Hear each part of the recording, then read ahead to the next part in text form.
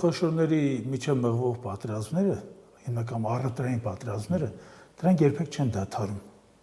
Այլ բան է, որ դրանց խորությունը կամ սաստկացումը, որ չափովի դա ազդելու կոնվերսիայի սկզբունքով մանր կամ միջին տնտեսությունների վրա։ Կոնկրետ հայկական տնտեսության մասին մենք պետք է երևի զրուցենք։ Հայկական տնտեսության համար մի ծանրագույն հարվածներից մեկն էր պարսկական Բենդեր-Աբբասի նավահանգստում տեղ ունեցած մեծ պայթյունը։ Իհարկե, նման պայթյուններ հիմա չի գործում լիարժեք չի գործում եւ երկար ժամանակ հավանաբար չի գործել լիարժեք, նման պայթյունները պատահական չեն լինում։ Նման պայթյուններից մի օրինակ կարող ենք բերել Բեյրութի նավահանգստի մեծ պայթյունը եւ կարծես նույն սցենարով, նույն քիմիկատներով բարձված նույն կոնտեյներները նույն պահի պայթում են, դա առևտրային պատերազմների մի հանգույց է նաեւ։ Ինչը դա ինչին է դա խանգարել։ Բանդարաբասը մեր